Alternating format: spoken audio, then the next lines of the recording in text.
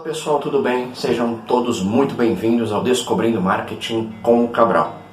Eu sou Afonso Cabral e hoje vamos falar sobre como a falta de métricas pode colocar a sua empresa em uma situação delicada, prejudicando seus rendimentos a médio e longo prazo.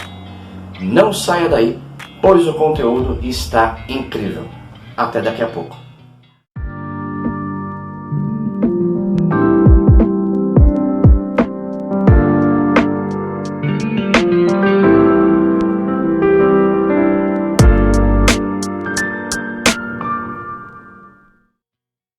Vamos lá, pessoal. Todas as empresas devem ter métricas para acompanhar o desempenho das operações, independentemente do tamanho do negócio. Com a facilidade de se obter dados e gerar gráficos, o uso de métricas vem ficando cada vez mais popular. Porém, muitos pequenos empresários possuem tendência a achar que isso é assunto para grandes empresas e não utilizam o potencial das métricas para pequenos negócios. A verdade é que não importa o tamanho do seu negócio, nem o grau de utilização de tecnologia. Utilizar métricas para auxiliar na administração e tomada de decisões está no alcance de todos. Um estudo da Grand View Research com empresas americanas identificou que 46% dos pequenos negócios utilizam ferramentas de Business Intelligence, área em que um dos principais componentes são as métricas, como um elemento fundamental de sua estratégia, tá? Nesse contexto. Nesse vídeo eu vou mostrar para vocês os principais conceitos por trás da utilização de métricas para pequenos negócios, como os motivos e desafios. Então, por que você deve medir? Você mede tempo, você mede dinheiro, você mede temperatura. Por que eu vou medir meu negócio? A principal razão é para melhorar. Métricas podem te auxiliar a motivar as pessoas, a administrar um negócio e oferecer um guia sobre aspectos importantes do trabalho. Enfim, métricas podem ser ferramentas para tirar o melhor proveito de seus recursos, tempo, dinheiro e pessoas. Mensurar as coisas erradas pode ser desastroso e levar a resultados piores. Métricas também podem ser utilizadas por pessoas mal intencionadas para enganar e manipular. Métricas nos servem para responder perguntas. Por exemplo, quem foi o melhor jogador de futebol de todos os tempos? Você pode responder citando estatísticas como número de gols marcados, títulos individuais ou coletivos conquistados, ou até mesmo utilizando um critério mais subjetivo. Desculpa. Com o estilo de jogo que lhe agrada mais. Porém, seja qual for a sua resposta, você usou alguma forma de medida para avaliar e ordenar as opções. Além disso, você provavelmente utilizou um conjunto de métricas para tomar sua decisão, dando algumas medidas de mais peso do que outras. Como quase tudo na vida, seja nos negócios ou em questões pessoais, os resultados são influenciados por vários fatores e dificilmente uma única métrica será capaz de englobar todos os aspectos desejados. Isso acontece porque uma métrica geralmente mede apenas uma dimensão. E isso não é necessariamente ruim. Por exemplo, você pode avaliar um funcionário por algumas métricas, como capacidade de comunicação, organização, habilidades técnicas e motivação. Agora, vamos supor que você encontre uma métrica individual que consegue medir o desempenho geral do funcionário. E se esse funcionário for avaliado de maneira ruim por essa métrica, o que você irá fazer? Vai tentar fazer com que ele melhore suas habilidades técnicas ou sua capacidade de comunicação? Dessa maneira, é impossível dizer com exatidão o que passou, o que causou a avaliação ruim desse funcionário. Talvez o problema seja apenas sua motivação, mas não tem como você saber isso olhando apenas para uma métrica de desempenho geral. Com esse exemplo, é possível perceber a importância de um sistema, ou seja, um conjunto de métricas para avaliar o que é importante para o seu negócio. Algumas pessoas podem entender isso como meça tudo que puder, né? Mas não é bem assim. Entretanto, isso pode ser um problema enorme, né? Medir e tomar decisões a partir de uma métrica que não seja alinhada com os seus objetivos pode levar a caminhos totalmente diferentes dos caminhos que você deseja chegar, né? Quais erros, né, e desafios de se medir, né, o seu negócio? O simples fato de utilizar métricas para avaliar, recompensar ou punir as pessoas responsáveis pode levar a comportamentos indesejados pela empresa, mas que melhoram as medidas definidas, né? As pessoas desejam ser reconhecidas e recompensadas pelo seu trabalho, né? E obviamente evitar punições aí, tá? Como demissões. Quando o foco é total nas métricas e não leva em conta o processo utilizado para se atingir tais resultados, algumas pessoas, né, podem se sentir motivadas a trapacear ou simplesmente agir de uma maneira que não é boa para a empresa a médio e longo prazo, mas que a curto prazo melhora as métricas. Um exemplo comum é o fechamento de um contrato de venda com condições desfavoráveis para a empresa, né? Por exemplo, desfavoráveis no preço ou no prazo, etc. Mas que aumentam o faturamento no período médio, no período medido. Esse comportamento leva a comissões maiores para os vendedores e uma falsa sensação de sucesso por parte dos gestores, né? Entretanto, pode ir minando, né, as finanças da empresa até chegar a patamares insustentáveis.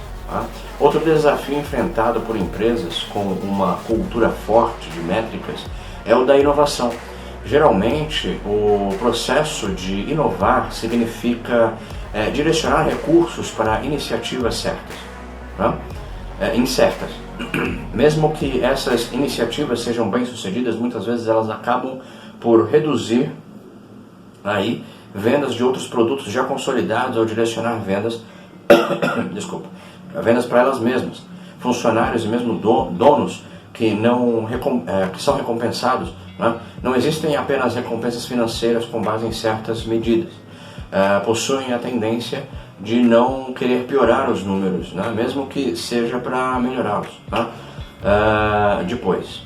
Portanto, aí, né, se sua estrutura fica totalmente engessada e focada em determinadas métricas, né, tenha cuidado de perceber que mudanças são necessárias e que sua empresa pode ficar para trás se não buscar se reinventar, mesmo que isso cause um baque no curto prazo, né?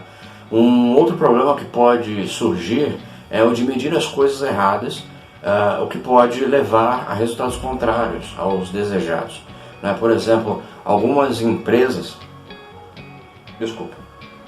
medem a produtividade de vendedores internos pela quantidade de ligações e o e-mail que eles fazem. O que a empresa realmente deseja é saber se os seus vendedores estão sendo efetivos e como podem melhorar. Entretanto, a métrica utilizada faz com que eles realizem diversos contatos com clientes de pouco potencial ou fora do perfil ideal, apenas para aumentarem aí os números, né? Em um caso como esse, provavelmente a real eficácia das vendas da empresa irá diminuir após a implementação dessa métrica, né? Tomando recursos que poderiam aí estar sendo utilizados com oportunidades melhores, como desenvolver uma boa métrica, né? O que você pode estar fazendo, né? Essas métricas podem ser uma ferramenta tão útil para administrar uma empresa, e existem métricas boas e ruins para pequenos negócios, né? a primeira questão que surge é como desenvolver uma boa métrica para o seu negócio. Tá? O mais óbvio ponto é que o aspecto deve ser mensurável, ou seja, deve ser possível quantificar seu valor. Pense em como você vai coletar os dados que medem o aspecto desejado. A tecnologia pode ser uma grande aliada nesse momento, né? Mesmo aspectos subjetivos como satisfação e estética podem ser mensurados, mas você precisa traçar uma estratégia para obter os dados necessários. Por exemplo, se não possui um processo que registra todas as entradas e saídas de itens de sua empresa, como vai mensurar seu giro de estoque? Né? Outro ponto importante para uma boa métrica é encorajar boas decisões em termos mais simples, ser útil. De nada adianta gastar recursos medindo coisas que não irão ajudar nos seus objetivos. Se a principal função de uma métrica é auxiliar na tomada de decisões, então uma boa métrica deveria fornecer feedback para as pessoas encarregadas da empresa, né? Encarregadas das decisões. Isso quer dizer ser um guia e não apenas uma simples referência que você não imagina como atingir. Esse ponto está relacionado com o que falamos sobre métricas, né, que tentam aí englobar muitos aspectos ao mesmo tempo e acabam não fornecendo feedback necessário para guiar as ações da empresa. Né? Procure desenvolver uma métrica que diga: se o número piorar, a causa é X e devemos fazer Y para melhorar. Dessa maneira é mais fácil isolar os fatores e trabalhar em cima dos pontos passíveis de melhoria. E como eu escolho as métricas para pequenos negócios, né, para o meu negócio em questão? Né? Cada mercado é diferente e cada empresa também é diferente. Pregar métricas que funcionam para todos os negócios, mesmo que só os pequenos no Brasil, seria irresponsável. Entretanto, cabe orientar e explicar algumas das métricas mais utilizadas. Para avaliar se uma métrica faz sentido para o seu negócio, é interessante avaliar as opções sob a ótica da seguinte pergunta: o que define uma vitória, derrota para a sua empresa? Reduzir seu custo unitário é uma vitória para o seu negócio? E a possível piora do fluxo de caixa, que geralmente acompanha essa redução, pode ser considerada uma derrota ou não tem tanta importância? Quando se avalia uma métrica dessa maneira, é possível pensar sobre os impactos dos resultados de uma melhora ou piora na medida, e assim identificar aquelas que estão alinhadas com os objetivos de sua empresa. Para algumas empresas, o atendimento ao cliente é fundamental. Desculpa. Para outras, o que é importante é vender barato. Comece com seus objetivos e escolha apenas métricas que se alinham ao seu objetivo. Já ouviu falar de KPIs? Os Key Performance Indicators, ou KPIs, são um termo conhecido para os indicadores-chave, né, de performance de determinada empresa, área ou mesmo indivíduo. São algumas métricas cuidadosamente escolhidas para mostrar o progresso em direção às metas do negócio. Normalmente, escolhe-se não mais que um KPI para avaliar determinado aspecto da empresa e agrupa-se essas métricas em um painel chamado dashboard. O dashboard então funciona como um guia informativo para seus usuários, simplificando e abstraindo dados e estruturas complexas. É como um painel de informações da sua empresa. Os valores dos KPIs em determinado momento fornecem uma maneira visual de analisar o estado atual do negócio. Em uma única tela se percebe quais aspectos estão indo bem e quais não estão performando no nível desejado. Quais são as melhores métricas para pequenos negócios? Reforço a ideia de que não existem métricas que são boas para todas as situações ou empresas, mas algumas são comuns ou bastante testadas ao longo do tempo e podem ajudar pequenos negócios. Vou apresentar algumas, mas existem muitas outras importantes que vocês precisam estar acompanhando também, tá? Alguns exemplos são, por exemplo, lucro bruto. O lucro bruto mede a eficiência da empresa em utilizar seus recursos para produzir e comercializar seus produtos ou serviços. Apenas custos variáveis são considerados e despesas de vendas administrativas são deixadas de lado no cálculo. O lucro bruto pode ser calculado da seguinte maneira: lucro bruto igual receita bruta de vendas menos devoluções, descontos e abatimentos, menos impostos sobre o faturamento, menos custos dos bens vendidos. 2. Lucro líquido. Toda empresa quer ter lucro, e especialmente em pequenos negócios, a falta de lucro por períodos grandes pode determinar o fracasso de toda a empresa. O lucro líquido mede a eficácia, a eficiência geral da empresa e é a parte que cabe aos proprietários após todos os custos, despesas e impostos serem abatidos. Seu cálculo considera inclusive despesas financeiras com juros pagos e receitas financeiras como rendimentos recebidos. O lucro líquido pode ser calculado assim: lucro bruto menos despesas de vendas administrativas, menos despesas financeiras, mais receitas financeiras, menos impostos sobre o lucro. 3. Fluxo de caixa. Uma empresa pode ter lucro e mesmo assim não ser capaz de pagar seus compromissos. O fluxo de caixa é fundamental na gestão financeira e deve ser acompanhado de perto.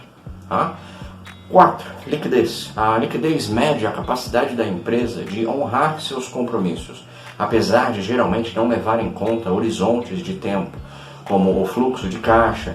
É uma ótima medida para avaliar a capacidade de crédito da empresa. Em geral, quanto maior, melhor. Há vários índices de liquidez. Vamos citar aqui apenas sobre a corrente e a seca. Liquidez corrente igual caixa mais conta a receber, mais estoque dividido por contas a pagar. Liquidez seca é igual a caixa mais contas a receber dividido por contas a pagar. Em quinto, giro de estoque. Nem só de KPIs financeiros vive um pequeno negócio. O giro de estoque mede o desempenho de um estoque, ou seja, a eficiência da utilização de seus recursos no estoque da empresa. Para empresas comerciais e industriais, o estoque é geralmente o maior consumidor de dinheiro. Portanto, acelerar sua utilização pode ter um grande impacto positivo. Giro de estoque pode ser medido da seguinte forma: vendas dividido pelo estoque médio. 6. NPS, pouco conhecido das pequenas empresas. O Net Promoter Score mede a satisfação dos seus clientes. Para prestadores de serviço, o NPS é sem dúvida um dos mais importantes KPIs, mas pode ser utilizado por qualquer tipo de empresa que queira avaliar esse aspecto. Para calculá-lo, realize uma pesquisa de satisfação com seus clientes, perguntando em uma escala de 0 a 10 qual a probabilidade deles recomendarem seus serviços ou empresa. O NPS pode ser calculado número de clientes que respondeu de 9 a 10